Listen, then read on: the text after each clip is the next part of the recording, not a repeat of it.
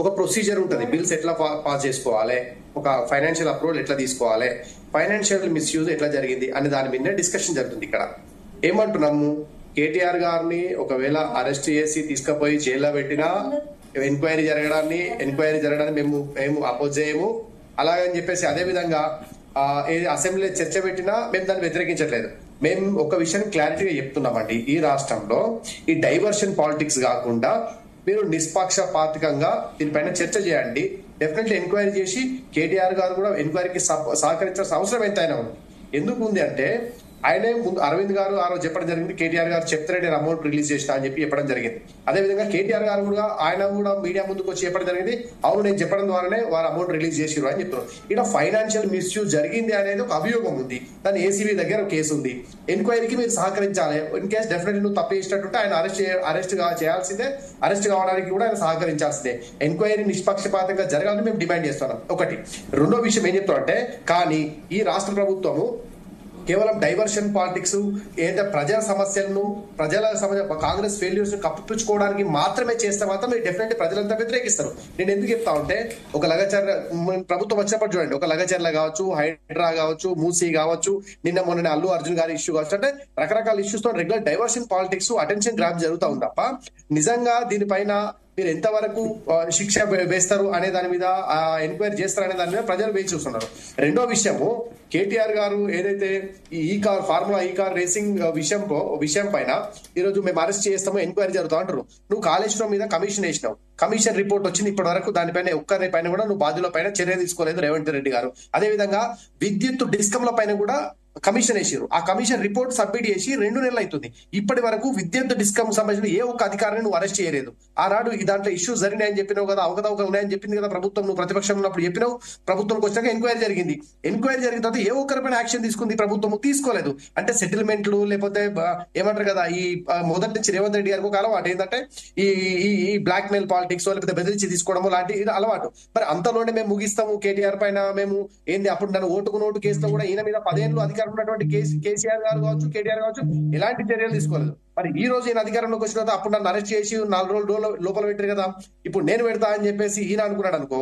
ఇది ఏమైందంటే attention diversion, ప్రజా సమస్యలు గాలికి వదిలేసినట్టు అయితే తప్ప ప్రజా సమస్యల పైన నిజంగా స్పందించినట్టు కాదు. మేమేమంటాం, కాంగ్రెస్ పార్టీ తప్పు చేసినా, టీఆర్ఎస్ పార్టీ తప్పు చేసినా ప్రజాధనం వృధా అయింది. ప్రజాధనం అనేటువంటిది ప్రొసీజర్ లో రాలేదు కాబట్టి దీంట్లో ప్రజాధనం ఎక్కడ మిస్యూజ్ అయిందో దీనిపైన ఎంక్వైరీ చేపట్టాల్సిన బాధ్యత ప్రభుత్వం పైన ఉంది. అరెస్ట్ డెఫినెట్ గా ఆయన తప్పు చేస్తే అరెస్ట్ కావాల్సిందే, దానికి నువ్వు తప్పకుండా సహకరించాల్సిందే. అది అసెంబ్లీలో పెడతారా లేకపోతే ఏసీబీ ఎంక్వైరీ చేస్తా అనే విషయాన్ని పక్కకు వదిలేసి నిజాలు నిగ్గుదేల్చాలని చెప్పేసి భారతీయ జనతా పార్టీగా మేము చెప్తా ఉన్నాం. ఓకే సార్, అమయ్ కుమార్ గారు ఈ రంగారెడ్డి జిల్లా కలెక్టర్ ఉన్నప్పుడు రేవంత్ రెడ్డి గారు మాట్లాడేది, అమయ్ కుమార్ గారు మొత్తం కూడా ఈ ఏదైతే ఈ ధరణి దాన్ని అడ్డు పెట్టుకొని 1000 కోట్లు ఈరోజు సంపాదించుడు అని చెప్పిండు. కానీ ఆయన ప్రభుత్వం వచ్చిన తర్వాత కూడా ఆయన ఇదే ప్రభుత్వంలో కూడా ఈ రంగారెడ్డి కలెక్టర్ గా కొనసాగిండండి. ఆ తర్వాత ఆయన కరప్షన్ మీద కమిషన్ ఏదో ఈడీ పట్టుకొచ్చిన తర్వాత, అంటే కేంద్ర ప్రభుత్వ ఏజెన్సీ పట్టుకొచ్చి ఆయన ఏం చేసినది లెక్క బయట పెట్టిన తర్వాత కూడా కాంగ్రెస్ పార్టీ కావచ్చు, వాళ్ళ నాయకుడు కావచ్చు, ఎవరు మాట్లాడట్లేదు. అట్లా ఈ రాష్ట్రంలో అనేక కేసుల పైన ఈవెన్ ఇప్పుడు చెప్తున్నటువంటి డిస్కమ్ చెప్పారు కదా, 2 నెలలు అయిందండి. 2 నెలల తర్వాత కూడా ఎందుకు చర్యలు తీసుకోలేకపోతున్నావు? రైట్, ఓకే ఓకే ఓకే మీ పాయింట్ తీసుకున్నారు. మీ పాయింట్ నుంచి అనుమతి త్వరగా రాకుండా ఇప్పటి వరకు డిలే చేశారనేది కాంగ్రెస్ ఆరోపణ. ఏమంటారు?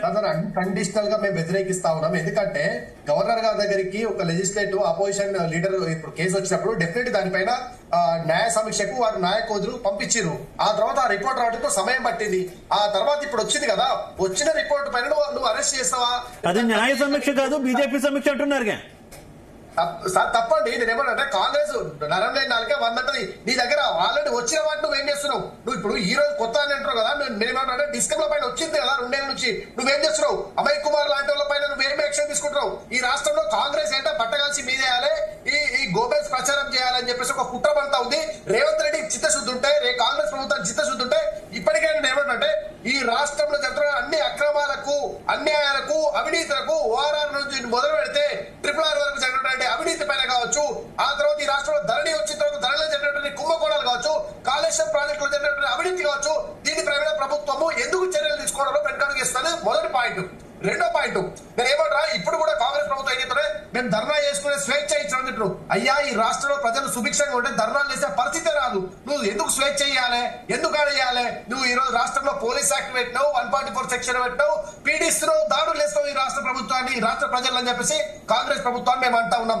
రెండోది ఈ టీఆర్ఎస్ వర్సెస్ ఇప్పుడు ఈ రోజు ముందుగా కేటీఆర్ గారు ఈ రోజు ఎండ్ మూమెంట్ వచ్చేసి లేఖ సబ్మిట్ చేసి అసెంబ్లీలో చర్చ పెట్టాలి అని చెప్పేసి ఆయన అంటాడు. మేము ఏమంటాం అంటే కాంగ్రెస్ వర్సెస్ బీఆర్ఎస్ అండ్ నడుస్తుందనే ఒక చేసుకోవడం కోసం, ప్రాపగేట్ చేసుకోవడం కోసం ఈ రెండు కలిసి ఆడుతున్న నాటకాలు తప్ప ఈ రెండు ప్రభుత్వాలకు కూడా ఆనాడు కాంగ్రెస్ టీఆర్ఎస్ ప్రభుత్వం కావచ్చు, ఈయన కాంగ్రెస్ ప్రభుత్వాన్ని కావచ్చు, ప్రజా సమస్యలు గాలికి వాళ్ళు చెవిన పట్టమనేటువంటి మరోసారి రుజువైతుంది.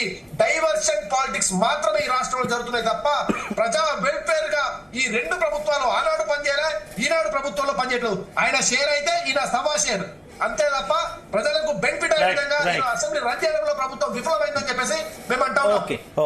వాటికి బీజేపీ కోఆపరేట్ చేయట్లేదు, బీజేపీ చేయట్లేదు. అరే మళ్ళీ గవర్నర్ దగ్గరికి ఈరోజు నువ్వు ధర్నా చేస్తున్నావు, ముఖ్యమంత్రి స్థాయిలో ఉండి గవర్నర్ దగ్గర స్థాయి చేస్తున్నావు. ఈరోజు నువ్వు రాజస్థాన్ లో కావచ్చు, అంతకు దావోస్ కావచ్చు, పోయి కూర్చొని ఈరోజు ఎవరితో షేకాడించి ఆడడానికి కావాలిగా.